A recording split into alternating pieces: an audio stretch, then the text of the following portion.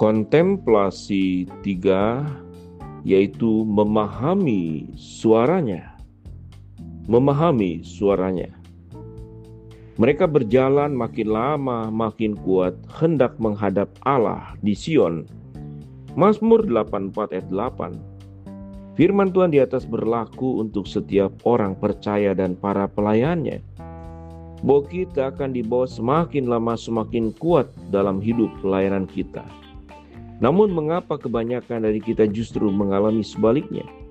Kebanyakan dari kita mengalami kerohanian yang tidur, meski secara rutinitas pelayanan terus berjalan, kehidupan terus berjalan.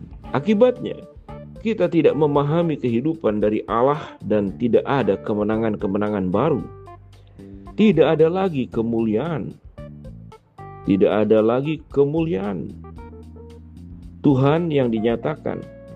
Kita mengalami ikabot yang artinya kemuliaan Allah meninggalkan bait sucinya.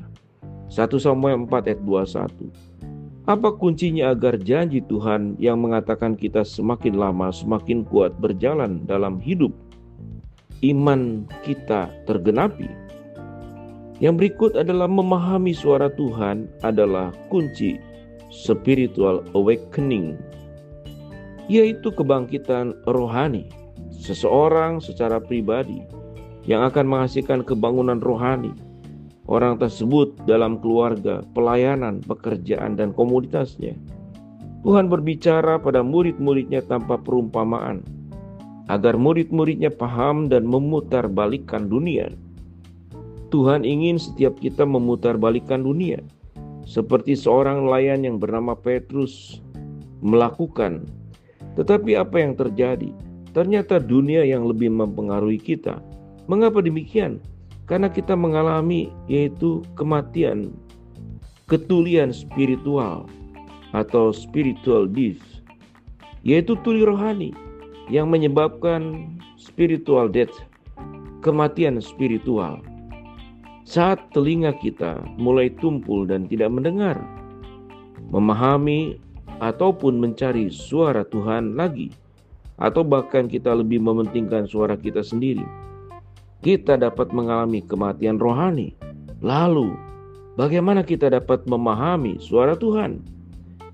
Firman Tuhan di Yesaya 50 ayat yang keempat mengatakan, Tuhan Allah telah memberikan kepadaku lidah seorang murid, supaya dengan perkataan aku dapat memberi semangat baru kepada orang yang letih lesu. Setiap pagi ia mempertajam pendengaranku untuk mendengar seperti seorang murid. Ada dua kebenaran tentang mendengar suara Tuhan yang harus kita ketahui, yaitu memahami suara Tuhan berhubungan erat dengan penggunaan lidah. Kalau kita benar-benar ingin mendengarkan suara Tuhan, maka lidah kita harus mendekati Tuhan. Lidah kita dapat menarik kita kepada Tuhan. Waktu lidah roh kita terbuka, maka telinga kita akan terbuka. Dan pastikan kita sungguh-sungguh mengatakannya dan tidak berpura-pura di hadapan Tuhan. Apa yang lahir dari mendengar suara Tuhan, memahami suara Tuhan, akan disertai oleh Tuhan. Sedangkan apa yang lahir dari suara kita sendiri, hidup kita akan jauh darinya. Orang yang memahami suara Tuhan, lidahnya akan dikontrol oleh Tuhan. Lidah kita akan dipakai sebagai alat yang tajam bagi kerajaan Allah, tetapi lembut untuk mengasihi manusia. Karena di atas segalanya, Allah meletakkan kuasanya pada perkataan dan firman-Nya.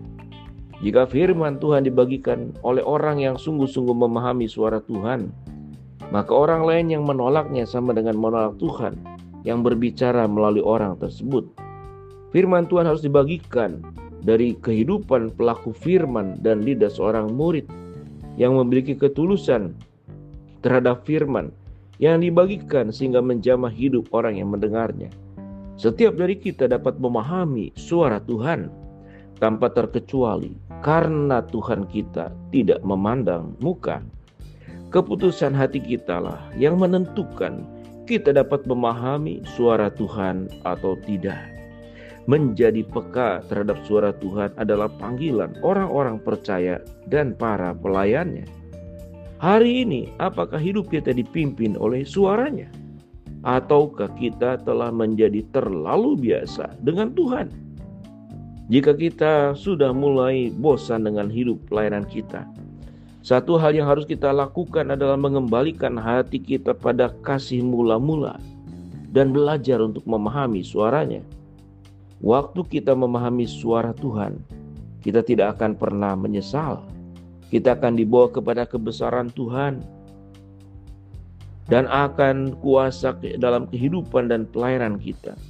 Kuncinya sederhana, hanya dengan mendengar dan memahami suara Tuhan dan menjaga lidah kita.